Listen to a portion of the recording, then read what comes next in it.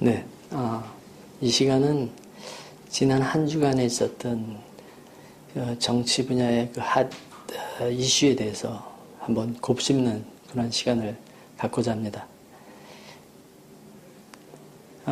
기사 내용을 보면 일단 김기식에 관련된 지금 현재 금융감독원장이 된 이 사람에 대한 접대 관광에 대한 문제가 크게 불거졌는데요. 저쪽 사람들의 논리가 참 기괴합니다. 1차적으로 이게 접대 관광이 관행이었다 이렇게 말하고 있습니다. 그렇다면 재벌기업 공익재단 투자, 체육특기자, 대학 특례 입학, 특수활동비 이거 모두 합법적 관행 아니었습니까? 그렇지만 분명하게 말씀드립니다. 김기식 접대 관광은 직권남용, 협박, 갈취, 뇌물수뢰 이런 범죄에 해당한다고 의심하는 정황들이 너무나 많습니다. 이런 것들 무시하고 관행이라는 이런 말을 한다는 것이 얼마나 파렴치한 말입니까? 이와 관련해서 우상호 의원은 이런 말을 했더군요. 국회의원 3분의 1이 이런 불법적 관행을 저질렀다. 그러니까 이제 같이 물타기 하는 거죠. 그러나 저는 이렇게 우상호 의원에게 말하겠습니다. 만일 국회의원 3분의 1이 직권남용, 업무방해, 협박, 갈취, 뇌물 강요, 뇌물 수뢰 등에 해당하는 범죄를 저질렀으면 그것이 바로 적폐가 아닌가요? 당연히 구속수사하고 친인척까지 그리고 주변 인물들도 탈탈 털어야 정의가 아니겠습니까? 물론 김세윤 재판관은 이들에게 각 한 24년 선고하고 추징금도 한 180억씩 때려야 되겠죠. 저는 이 문제와 관련해서 좀 더 우리가 주의 깊게 끈기 있게 봐야 될 부분이 있다고 생각합니다. 그것은 지난 노무현 정권 때 삼성이 공익자금으로 출연한 것 8천억 원에 대한 문제입니다. 삼성이 노무현에게 완전 항복하고 물론 삼성이 잘했다고 얘기하는 거 아닙니다. 그러나 이것은 같은 논리 아닙니까? 누가 잘하고 못한 것을 떠나서 불법적이고 잘못된 것 그것이 적폐라고 우리가 지금 얘기하고 있는 거 아닙니까? 그런데 그 삼성 8천억 재단 설립 과정과 그 재단을 장악한 이사진과 그 재단 8천억 기금을 사용한 그 내역들을 우리는 정말 의심스러운 눈초리로 파헤쳐야 된다고 생각합니다. 이 8천억 원의 이 공익재단, 노무현 정권 때 만들어진 것을 지금 현재 우리 K재단, 미르재단 총 한 770억 정도 되는데요. 그거와 비교한다면 정말 세 발의 피죠. 그런데 고스란히 남아있는 재단 안에 남아있는 돈 어떤 특정 개인에게도 돈이 들어간 것이 없는 그것에 대해서는 적폐라고 하고 현직 대통령을 감옥에 잡아넣지 않습니까? 그렇다면 삼성 8천억 공익기금은 어떤 것일까요? 또 이와 관련해서 저는 아름다운 재단, 그리고 참여연대에 대해서도 우리가 주의 깊게 봐야 된다고 생각합니다. 이것은 박원순 씨와 지금 금융감독원장 접대 관광을 갔다 온 김기식 씨가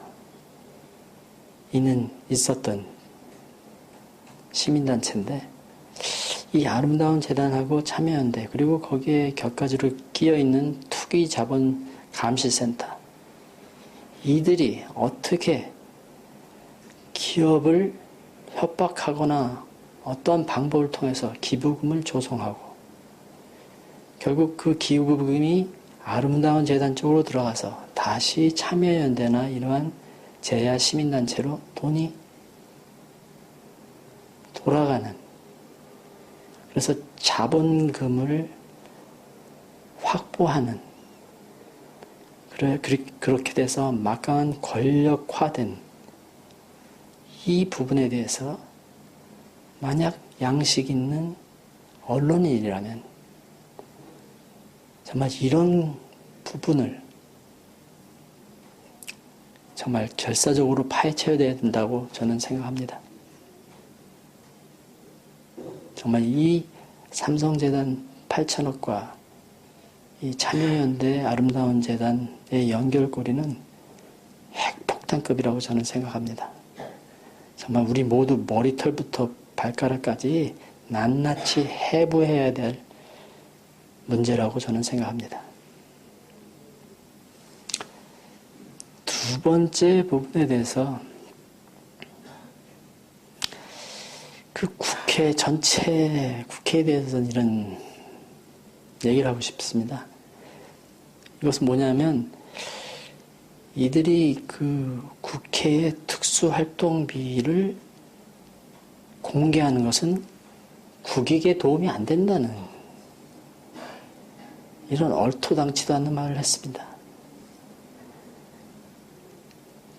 박근혜 대통령의 특수활동비는 그 통치자금으로서 사용되는 것은 있는 거 없는 거 다 까발리고 범죄시한 자들이 자신들의 특수활동비에 대해서는 그것은 밝히면 국익에 도움이 안 된다. 이런 어불성설이 어디 있습니까? 이것을 어떻게 국민들이 용납할 수 있겠습니까?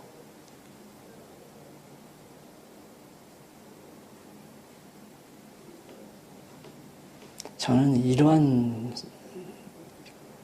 국회의 아주 특권의식을, 이 국회의 특권의식이 대한민국을 망치고 있다고 생각합니다. 절대로 대한민국은 제왕적 대통령제가 아닙니다. 도리어 제왕적 국회입니다.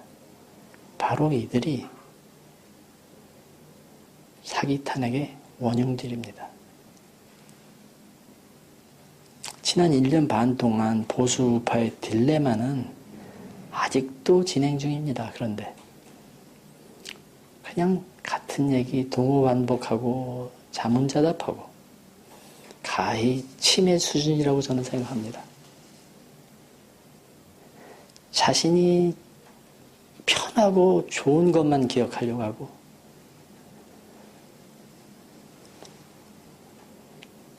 자기한테 좀 거슬리면 나쁘다. 그러다가 또 좋다. 이건 버려야 된다. 아니다. 필요하다. 이런 것들로 1년 반을 이렇게 허송세월 한 것 같습니다. 저는 이것을 심각한 자한당, 애정, 폭망, 증후군이라고 생각합니다. 정신이 오락가락하는 거죠. 저는 이 병에 즉효약을 압니다. 바로 그 처방약은 사기 탄핵 무효이고 불법 구테타 정권 타도, 국회 해산, 이러한 정의와 진실 편에 서는 것입니다.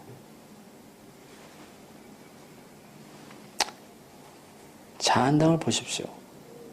저들이 TV나 어디 무슨 토론회에 나가서 제대로 말하는 거 봤습니까? 자한당이 왜 문재인 아이들한테 밥인 줄 아십니까? 저들은 자신의 학벌하고 경력만 믿고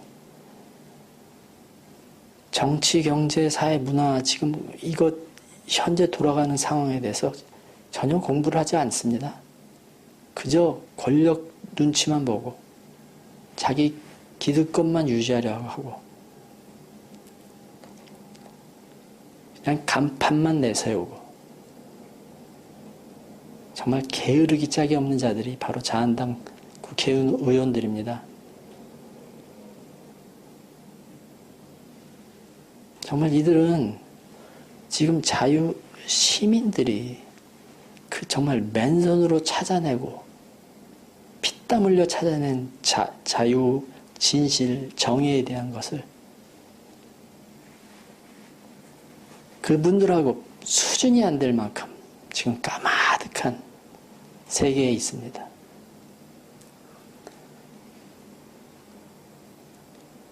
이들이 사기 탄핵 문제를 꺼내지 못한 이유도 마찬가지입니다.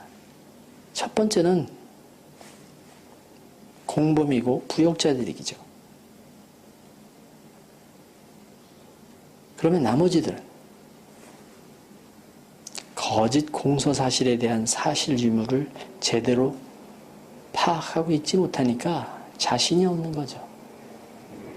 그러나 자신이 없다기보다는 저는 이들이 정말 나태하고 정말 부패했기 때문에 그것의 증거가 지금 아무 말도 못하고 있는 그냥 자기 배만 부르면 사는 이런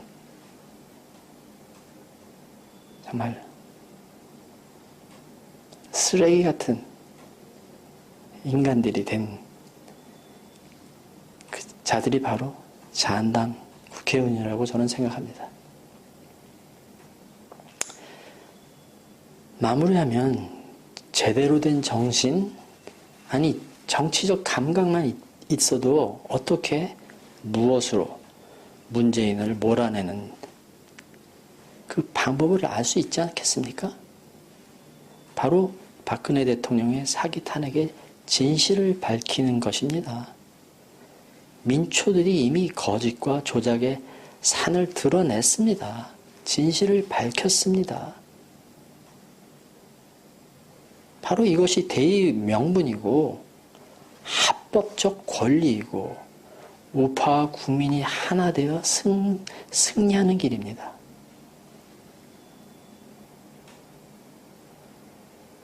아직도 시간이 필요하고 아직도 자한당 근처에서 기웃거리십니까? 자유 시민 정신은 그런 어설프고 나약하고 눈치 보고 기회주의에 쓰는 그런 사람들이 아닙니다. 정말 우리가 하나 될 수 있는 길은 진실과 정의를 모두 바라볼 때 거기에 밝은 빛이 있는 것입니다. 우리 모두 이제는 1년 반의 충분한 시간을 거쳤기에 정말 격렬하게 토론하고 이 모든 문제들에 가려있는 진실과 정의 옆에 우리가 밝은 웃음으로 두 손 잡는 날이 속히 오기를 바랍니다. 이상 자유 시민정신 레볼루션 5.16의 박준호였습니다. 샬롬.